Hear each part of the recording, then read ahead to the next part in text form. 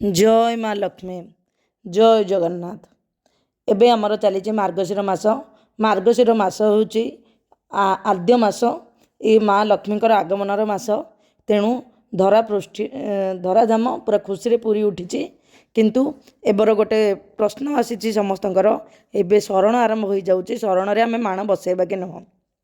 देखु किसी लोक प्रथम पाळी आरंभ करती, किसी लोक माँ को बसाती उठाती एमती करती, किसी लोक पूरा मास बसैकी रखती। किंतु माण बसे शुक्ल पक्ष ही माने आगर जार माण बसे से माने अल्टा करी रखती।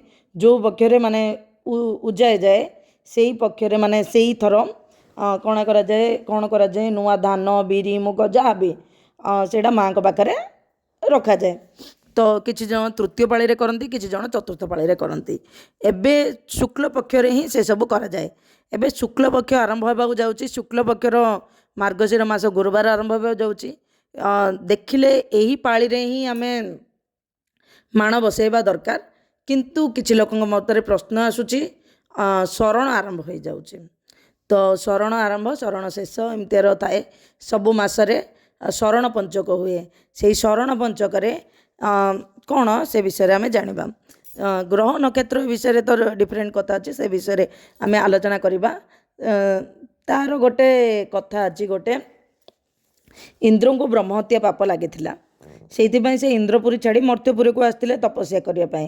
तापर से मैंने इंद्र जितेबाला पृथ्वीपुर तपस्या कले राज्य शासन अचल हो गला। तेणु से कहले पाप को 6 भाग भाग करागला। से माने क्या क्या दिहला। प्रथम भाग नारी निया वृक्ष, तापर दिहला पृथ्वी को दिहला, तापर दिगला मास मान को दिगला, तापर आउ गोटे दिगला आमर एमती नदी मान को दिगला। नारीर जो ऋतुस्राव हुए से माने से विवेचना कर इंद्रंकर से पाप नारी मान ऋतुस्राव हुए। तापर द्वितीय हूँ निया। निआरे कौन जब पानी पकेले धूआं बाहर जो सेटा कहते से अग्नि पाप लगिला। माने इंद्रंकर पाप अग्नि को लगे पर से एमती है।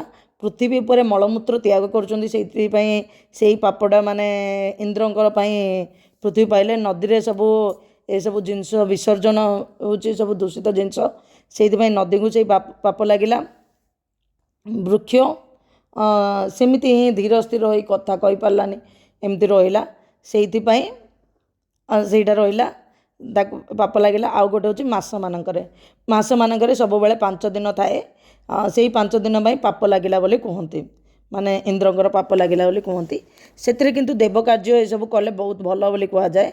माने गरुड़ पुराण अनुसार जहाँ अच्छी केवल कहुचे काठ हाणिबा कथा नुह, नड़ा छपर करने कथा नुह, यही सब किछि कथा अच्छी। किंतु पूजा पाई किछि भी बारण करा जाए ना। तेणु शरण थिले मध्य आपण लक्ष्मी पूजा करें। से ही कथाटा हूँ गोटे कथा। आउ गोटे कथाटी हूँ जड़े भौणी पचारे को नुआ धान ये सब मिलूनी, से बाहर रोचंती, से कौन माण बसई पारे कि मो मतरे माने मो मतरे कौन से सत कथा हूँ आमर नुआ धान नुआ बिरी नुआ मुग जोड़ी मिले सेटा को माण बसा जाए। नुआरे ही माण बसा जाए। तो कौन करा जिबा कथा जदि आपन को नुआ मिलू नहीं तो सेटा माण केमिति हैला। पुराना चाउल रे माण बसा जाए नहीं। माने माणर अर्थ है नुआ धान नुआ मुग नुआ बिरी ए सब को यूज करके माण बसा जाए। तो जदि आपण पाखे मिलू नहीं तो आपण कौन करेंगे। केवल माँ को आराधना करने हूँ प्रकृष्ट कथा। माँ तो आम जानी ना सबकि आम पुराना चाउल नहीं कि तो माणर अर्थ हूँ नुआ चाउल रे नुआ चाउल नुआ बिरी नुआ मुग ये सब जदि आमको मिलूब सब वर्ष आम करवा। नहले से माने बाहर जो आम घरे करूचंती माने समस्त पूर्वर कौन होउतिला। पूर्वर समस्त किसी ना किसी धान माने जमी थिला, माने चाष जमी थिला। तो सेठू जहाँ प्रथम आदाय होता से सब को माणबसा गुरुवार रे बसा होता। किंतु एबे कालक्रम माने भाग होइकी एमती होइकी जमीर आयतन छोट हो गला। तो से जमी आउ क्या बिक्री कराइगला। तेणु जो माने माने ओडिशा रे जोड़ी चाउल प्रोडक्शन होउची बेसी नुआ चाउल प्रोडक्शन होउची सेठी कौन हबो नुआ धान हमको मिल जाए। तो नुआ धान जदि मिल जाए तो आमे से सब करि परिबा। କିନ୍ତୁ ଯଦି ନୂଆ ଧାନ ନ ମିଳିଲା ଆମେ ପୁରୁଣାରେ କେମିତି କରିପାରିବା? ମାଣବସାର ଅର୍ଥ ହିଁ ହେଉଛି ନୂଆ ନୂଆ ଧାନ, ନୂଆ ବିରି, ନୂଆ ମୁଗରେ ଏସବୁ ପୂଜା କରାଯାଏ। କିନ୍ତୁ ଯଦି ଆମକୁ ମିଳିଲାନି ସେସବୁ ତ ମାନେ ଆମେ ତା ଅପେକ୍ଷା ମୂର୍ତ୍ତି କି ଫଟୋ ରଖିକି ବି ପୂଜା କରିପାରିବା। ମା' ତ ସେସବୁ କିଛି ଜାଣିଛନ୍ତି, ଆମ ପାଖରେ ଆଭେଲେବୁଲ୍ ନାହିଁ ଯେଉଁ ଜିନିଷ ସେ ଜିନିଷରେ କିପରି କରିପାରିବା? ସେଇଟା ତ ପସିବୁଲ୍ ହିଁ ନୁହଁ ନା। ମା' କେବଳ ଦେଖନ୍ତି ଭକ୍ତିଭାବ ଆଉ ଆମର ହୃଦୟ କେତେ ନିର୍ମଳ, ସେଇ ସବୁ ହିଁ ଦେଖନ୍ତି। ତେଣୁ ଆପଣଙ୍କ ପାଖରେ ନୂଆ ଧାନ, ନୂଆ ବିରି, ନୂଆ ମୁଗ ମିଳୁଛି କିମ୍ବା ମିଳିବାର ସମ୍ଭାବନା ନାହିଁ, ଆପଣ ଫରେନ୍ରେ ରହୁଛନ୍ତି, ଏସବୁ କିଛି କରୁଛନ୍ତି, ନହେଲେ ଅନ୍ୟ କିଛି ଷ୍ଟେଟ୍ରେ ରହୁଛନ୍ତି, କିଛି ଷ୍ଟେଟ୍ରେ ମାନେ ଧାନ ଚାଉଳ ମାନେ ମୁଖ୍ୟ ଖାଦ୍ୟ ହେଉଛନ୍ତି ଗହମ ଥାଏ, ତ ସେମାନେ ଧାନର ଏତେ ଆବଶ୍ୟକତା ନଥାଏ। ତ ସେଇ ସମୟରେ ଆପଣ ଦେଖନ୍ତୁ ଏତେ ଧାନ ଆପଣଙ୍କୁ ଓଡ଼ିଶାରୁ କିଏ ପଠାଇ ପାରିବ? ଯଦି ଯିଏ ଯଦି ପଠାଇ ପାରିବନି, ଆମେ ତ ଗୋଟେ ଥର କରିଦେଲେ ତାପରେ ରହିଗଲେ ପ୍ରୋବ୍ଲେମ୍ ନା। ତେଣୁ ଆମେ ଯେମିତି ପୂଜା କରୁଛନ୍ତି ସେ ଟାଇପ୍ର ଫଟୋ ଏସବୁ ରଖି ପୂଜା କରିବେ। ନହେଲେ ଆପଣ ଗୋଟେ କାମ କରିପାରିବେ, ଆମେ ଗୁଆ ନେଇକି ଆମେ ଲକ୍ଷ୍ମୀ ମନ୍ଦିରରେ ଛୁଆଁଇକି ଆଣିକି ପୂଜା କରିପାରିବା। ସବୁଠୁ ଭଲ ହେବ ଆମେ ଯେବେ ପୁରୀ ଯିବା, ଆପଣ ତ ଆଣିଥିବେ, ବହୁତ ଭଲ କଥା। ପୁରୀ ଯେବେ ଯିବେ ଲକ୍ଷ୍ମୀ ମନ୍ଦିରରେ, ହଁ ନୂଆ ବାହା ହେଇଛୁ ଆମେ ପୂଜା କରିବାକୁ ଚାହୁଁଛୁ ମାନେ ସେମାନେ ଗୁଆ ଧାନ ଏସବୁ ଛୁଆଁଇକି ଦିଅନ୍ତି, ସେଇଟା ଗୋଟେ କାଠ ପିଢ଼ିରେ ରଖିବି, ଆପଣ ସେଇଟାକୁ ବି ପୂଜା କରିପାରିବେ। ଏହା ହେଉଛି କଥା। ଆଉ ପୁରାଣ ଅନୁସାରେ ଶରଣରେ ମାନେ ଏମିତି କିଛି ବାରଣ କରାଯାଏନି କି ଦେବୀ କାର୍ଯ୍ୟ, ଦୈବ୍ୟ କାର୍ଯ୍ୟ କରାଯିବ ନାହିଁ। ସେ ସମୟରେ ଦୈବ୍ୟ କାର୍ଯ୍ୟ କରିବା ବହୁତ ଶୁଭ ମନାଯାଏ। ତ ଆପଣ ଶରଣରେ ମାଣ ବସେଇ ପାରିବେ। ଯଦି ମାଣ ବସେଇଛ ପୂଜା ପାଠ ବି ଭଲସେ କରିପାରିବେ। ଯେଉଁମାନେ ଗୋଟେ ପାଳି ବି କରିବାକୁ ଚାହୁଁଛନ୍ତି କରିପାରିବେ।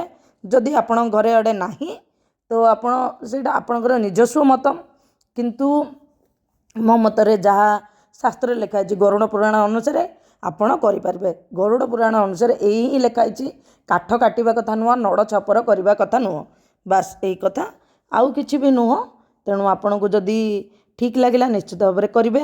ଆଉ ତୃତୀୟ ପାଳିରେ କ'ଣ ଭୋଗ ଲଗାଇବା? ତୃତୀୟ ପାଳିରେ ଭୋଗ ହେଉଛି ଦଧି ଅନ୍ନ ଭୋଗ, ମାନେ ଦହି ପଖାଳ, ଯାହା ଦଧି କଡ଼ି ମାନେ ଦହି ପଖାଳ ଭୋଗ। ଆପଣଙ୍କୁ ତା ଦଧି ପଖାଳ ଭୋଗ ଲଗାଇବେ। ତା ଛଡ଼ା ଆପଣଙ୍କୁ ଯାହା ଖୁସି ଲାଗିଲା, କାହା ଘରେ ଛଣା ପିଠା ଅଛି, କାହା ଘରେ ଏମିତି। ମାଆଙ୍କର ପ୍ରଥମ ପାଳିରେ ପ୍ରିୟ ଭୋଗ ହେଉଛି ଆମର ଅଟକାଳି ମାନେ ତରୁଣ, ସେକେଣ୍ଡ ପାଳିରେ ହେଉଛି ଚିତଉ, ତୃତୀୟ ପାଳିରେ ହେଉଛି ଦଧି କଡ଼ି ମାନେ ଦହି ଅନ୍ନ, ଚତୁର୍ଥ ପାଳିରେ ହେଉଛି ଆମର ମଣ୍ଡା ପିଠା। ତ ଆପଣ ଯେପରି କରିବା କଥା କରିପାରିବେ। ସବୁଠୁ ମୁଖ୍ୟ କଥା ହେଉଛି ମାଆଙ୍କୁ ଆମେ ହୃଦୟରେ ଭକ୍ତିର ସହିତ ଆମେ ମାଆଙ୍କୁ ପ୍ରାର୍ଥନା କରିବା ଦରକାର। ଆମର ଭକ୍ତିଭାବ ମାଆ ଦେଖନ୍ତି, ଆମର ହୃଦୟ କେତେ ପବିତ୍ର, କେତେ ସରଳ, ସମସ୍ତଙ୍କ ପାଇଁ କେତେ ଦୁଃଖ ହେଉଛି ଆମର ହୃଦୟ, ସମସ୍ତଙ୍କୁ କାହାକୁ ଦୁଃଖରେ ଦେଖିଲେ ଆମ ହୃଦୟ କେତେ ତରଳୁଛି। ମୁଖ୍ୟତଃ ଲକ୍ଷ୍ମୀ ପୁରାଣ ହେଉଛି ଦୟା ଭାବ। କିପରି ଆମର ଗୋଟେ ଲକ୍ଷ୍ମୀ ପୁରାଣ ବି ପଢ଼ିଲେ ଆପଣ ଜାଣିପାରିବେ ସେ ଲକ୍ଷ୍ମୀ ପୁରାଣରେ କ'ଣ ଲେଖା ହେଇଛି। ସାମାଜିକ ନୀତି ଶିକ୍ଷାର ମୂଲ୍ୟବୋଧ ଲେଖାଯାଇଛି। ପୁଅ ଝିଅ ମାନେ ସ୍ୱାମୀ ସ୍ତ୍ରୀ କିପରି ପରସ୍ପରକୁ ଆଚରଣ କରିବେ, ସେଇ କଥା ହିଁ ହେଉଛି ଲକ୍ଷ୍ମୀ ପୁରାଣ। ଆଉ କିଛି ନାହିଁ। ଆମର ଦୈନନ୍ଦିନ ଜୀବନରେ ନୀତି ଶିକ୍ଷା ଦେବା ପାଇଁ ଲକ୍ଷ୍ମୀ ପୁରାଣ ହେଉଛି ଏକ ଛୋଟିଆ ଉଦାହରଣ। ମାନେ ବଳରାମ ଦାସ ଯାହା ପ୍ରୟାସ କରିଥିଲେ, ଆଉ ଧାନ୍ୟମାଣିକ ଓଷା ବି ସେମ୍ କଥା। ଆପଣଙ୍କୁ ଯଦି ଏଇ ତଥ୍ୟ ଭଲ ଲାଗିଲା ନିଶ୍ଚିତ ଭାବରେ ଲାଇକ୍, ସେୟାର ଆଣ୍ଡ ସବସ୍କ୍ରାଇବ୍ କରିଦେବେ। କମେଣ୍ଟରେ ଜୟ ମା ଲକ୍ଷ୍ମୀ କହିଦେବେ। ହଁ, ନିଶ୍ଚିତ ଭାବରେ ଆପଣ କିଛି ବି ନଥିଲେ ବି ଆପଣ ନିଶ୍ଚିତ ଭାବରେ ମାଆଙ୍କୁ ପୂଜା କରିପାରିବେ। କେଉଁ ଦେବୀ କାର୍ଯ୍ୟ ଏସବୁ ଅଧୁରା ରଖାଯାଏନି। ଆପଣ ଯେମିତି ବି ମାଆଙ୍କୁ ପୂଜା କରିବେ। ଦେଖନ୍ତୁ, କିଛି ନ ହେଇପାରିଲେ ବି ଆପଣ 10 ବର୍ଣ୍ଣର ଫଳ ଫୁଲ ଏସବୁ କରିବେ। ଦେଖନ୍ତୁ, ମା ହେଉଛନ୍ତି କରୁଣାମୟୀ, ମା ହେଉଛନ୍ତି ଦୟାମୟୀ। ସେ ଆମର କେବଳ ଆମର ଭକ୍ତିଭାବ ଦେଖନ୍ତି, ତା ଛଡ଼ା ଆଉ କିଛି ଦେଖନ୍ତିନି। ହଁ, ଆଉ ଏଇ ଲକ୍ଷ୍ମୀ ପୂଜାର ମୁଖ୍ୟ କଥା ହେଉଛି ସକାଳ ପୂଜା। ସକାଳେ ଆପଣ ନିଶ୍ଚିତ ଭାବରେ ପୂଜା କରିବେ। ତାପରେ ସନ୍ଧ୍ୟା ଧୂପ ଏସବୁ ଅଛି, କିନ୍ତୁ ସକାଳ ପୂଜାଟା ହେଉଛି ବହୁତ ମୂଲ୍ୟବୋଧ କରୁଛି। ତେଣୁ ଆପଣ ନିଶ୍ଚିତ ଭାବରେ ସକାଳେ ଦହି ଗୁଡ଼ ପୂଜା କରିବେ। ପଞ୍ଚାମୃତ ଯେଉଁ କହୁଛନ୍ତି, ଦହିରେ ଗୁଡ଼, ନଡ଼ିଆ, ଛେନା, କଦଳୀ ଏସବୁ ଚକଡ଼ିକି ଏସବୁକୁ କରିବେ ଭୋଗ। ତାପରେ ଛେନାପଣା କରିବେ। ସେ ପଣାରେ କ'ଣ ଥିବ? କ୍ଷୀର, ନବାତ ଯଦି ନ ମିଳିବ ଗୁଡ଼, ତାପରେ ଗୋଲମରିଚ, ଆମ୍ବ ଅଦା ନହେଲେ ଅଦା ଟିକେ ପକାଇବେ। ତାପରେ ଛେନା ଏସବୁ ପକାଇକି ସେ ଛେନା, ନଡ଼ିଆ, କଦଳୀ ସବୁ ପକାଇକି ଫ୍ରୁଟ୍ସ ବି ପକାଇକି ଆପଣ କରିପାରିବେ। ए दुईटा करें। तापर 10 वर्णर फल फूल 10 वर्णर फल जदि न मिल आपण कौन करें 10 वर्णर फल न मिले 10टा फल करें। यही सब हूँ कथा।